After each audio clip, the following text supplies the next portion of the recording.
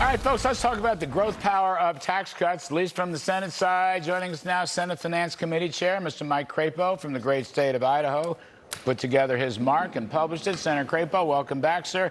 So let me start with this one. How much of a growth dividend? Do we get a 3% 10-year growth dividend from the Crapo tax cuts? At least. You know, the Council of Economic Advisors has indicated that together with some regulatory reform that President Trump is doing in some of the DOGE activities, ought to generate somewhere between 4 and 6% growth in GDP. And what that translates into with regard to our tax bill is trillions of dollars of growth in capital formation, jobs, wages, benefits, and new revenue to the Treasury to pay down our deficit. So you're building that in? Did you build that into your baseline? Absolutely. As you know, we've been battling this for months. We made these fixes permanent. This tax package will stop a $4.3 trillion tax increase, and it will make these tax cuts permanent so that we don't have to face another tax cliff like this in the future. And you got, I'm assuming you got your full cost expensing, immediate full cost expensing made permanent. Yes, absolutely. The bonus depreciation, permanent.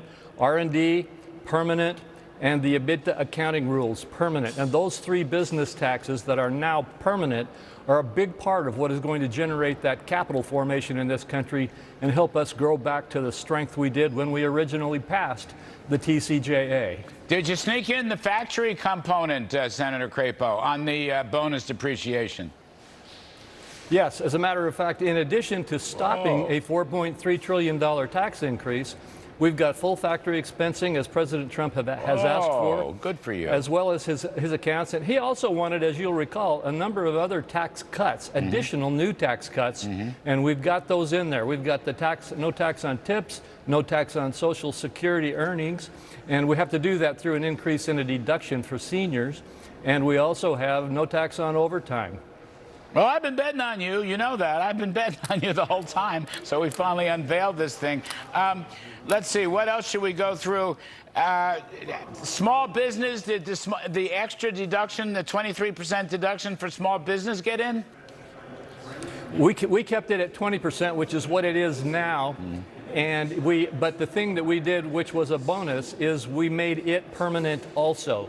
So that 20% small business deduction is now permanent. Our pass-through entities can get treated fairly like corporations do and be a part of that incredible capital formation and growth that our country is going to see. But you didn't quite get the 15% made in America corporate tax, did you?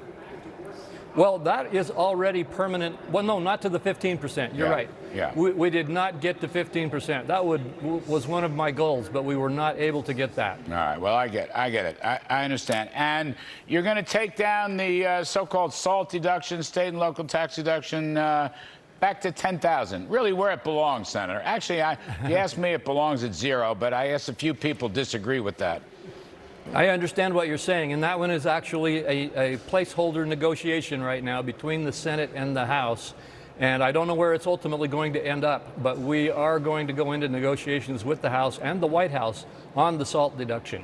And one other thing you and I have talked about privately and on the air, this the so-called current policy baseline. So if you're extending the existing tax cuts, which have thrown off so much revenue, then the deficit impact should be neutral. Now, did you include that in your scorekeeping and your rules? Yes, we did. We won the current policy baseline battle. And in addition to the things we've talked about, we reduced actual spending in our entitlement programs by somewhere between $1.5 and $2 trillion.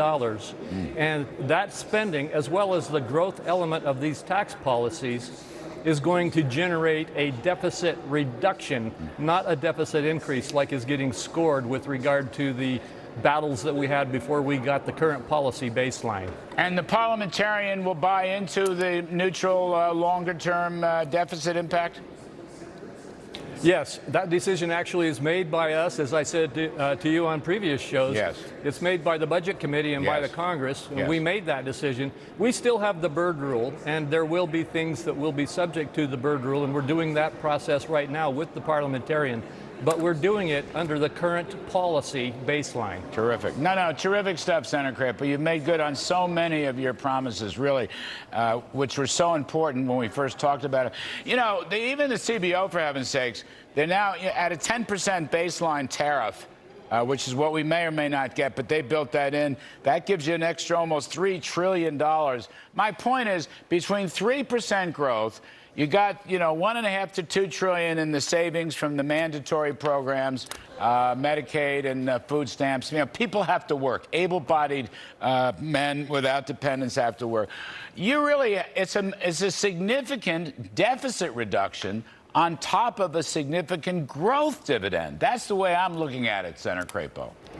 Yeah, I agree, and you've described it very well, and I would just put one other touch on it, and that is, as I said before, $1.5 to $2 trillion in actual spending reduction. That is the biggest entitlement reform that has ever been done by Congress.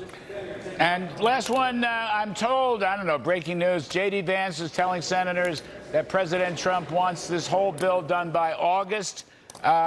Is that true? August, not July 4th? I can live with it whenever you do it, as long as you do it soon.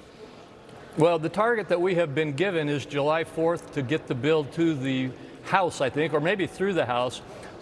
It has to be done by August because there is also a debt ceiling issue facing us, and the debt ceiling will expire at some time in late July or mid-August. And so we have to finish the bill sometime in either early or at the latest, late July. The economic power of tax cuts. Senator Mike Crapo of the great state of Idaho, head of the Senate Finance Committee. Good work, Senator. Thank you. Appreciate it very much. Talk soon. Thank you, Larry. Good to be with you. You bet. All right.